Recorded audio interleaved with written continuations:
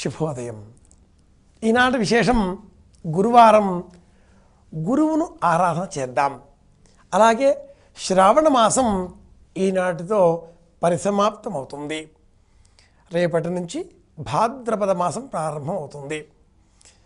శ్రావణ భాద్రపద మాసములు వర్ష ఋతువుకు 2 కన్నుల వంటివి. ఈ భాద్రపద మాసంలో కూడా వర్షాలు బహుళంగానే కురుస్తాయి.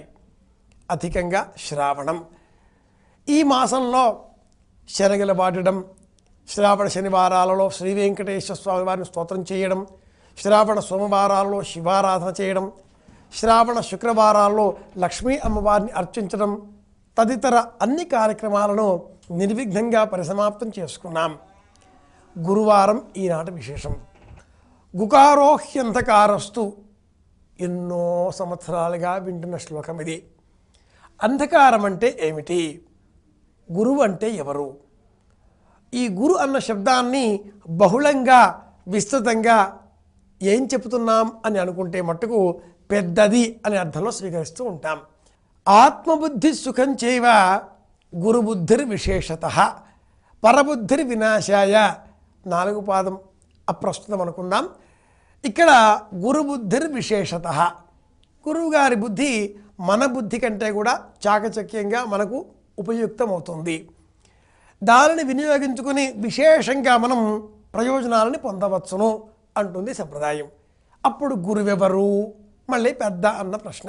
మనకంటే పెద్ద వయసులోనా, జ్ఞానంలోనా, వివేకంలోనా, అనుభవంలోనా, వీటన్నిటిని కూడా మించి పారమార్థిక దృష్టితో గమనించినట్లయితే మనన్ని గుణాల కంటే కూడా ఒక్క మెట్టు అధికంగా ఆలోచించేవాడు అని అర్థం. ఆలోచన గురువు. నిజమైన ఆలోచన గురువుగా మనం భావన చేయాలి. ఏది తెలుసుకుంటామో, తెలుసుకున్న అంశం గురించి ఏది ఆలోచన చేస్తామో ఆ ఆలోచించడానికే ప్రేరేపించేటటువంటి ఆత్మగతమైన శక్తి గురువు. కనుక గురువు లోపల ఉన్నాడు. ఈ లోపల ఉండేటటువంటి ఆ గురువుతో మనం స్నేహం చేయాలి అంటే బాహ్యంగా ఉండేటటువంటి గురువులు మనకు తోడ్పడాలి. నాయనా ఇది మార్గం అని చెప్పాలి. ఆత్మగతమైనటువంటి పరిశీలన చేసుకునే నిమిత్తమై మనల్ని మనం తరతి శోకం ఆత్మవిత్ అన్నట్లుగా, తరతి శోకం ఆత్మవిత్ అన్నట్లుగా మనల్ని మనం తరచి చూసుకుంటే ఎక్కడ ఏది ఆలోచన కలిగించే లక్షణం కలిగి ఉంటుందో అది ఆత్మశక్తి. తద్వారా ఏ ఆలోచన మనం పెంపొందింపజేసుకోగలుగుతున్నామో అది అవసరం. ఆ ఆలోచించేవాడు గురువు. అది మనం కాదు. మనం బాహ్యంగా ఉండేటటువంటి శరీరం. ఈ శరీరంలో ఆత్మశక్తికి ఆత్మగతమైనటువంటి ఆ ప్రాణశక్తి, అతడు గురువు. వాడు ఉన్నంతకాలం ఈ శరీరానికి అందాలు, ఆకర్షణలు, బాహ్యమైనటువంటి గౌరవాదరాదులు అన్నీ కూడా. ఈ శరీరాన్ని విడిచి వాడు బయటికి వెళ్ళిన మరుక్షణం ఈ శరీరానికి ఉండేటటువంటి విలువ పోతుంది. అప్పుడు దీన్ని కేవలం శరీరం అంటారు. ఆ ఆలోచించేటటువంటి గురువు లోన ఉన్నంతకాలం ఇతడిని ఈ పేరుతో, నారాయణమూర్తి అన్న పేరుతో, మూర్తి అన్న పేరుతో పిలుస్తారు. వాడి గురించి తెలుసుకునేటటువంటి వివేకం మనం పెంపొందించుకునే నిమిత్తమై అంధకారం తొలగించుకోవాలి. మళ్ళీ ఎవరి సహాయంతో? అతడి సహాయంతో.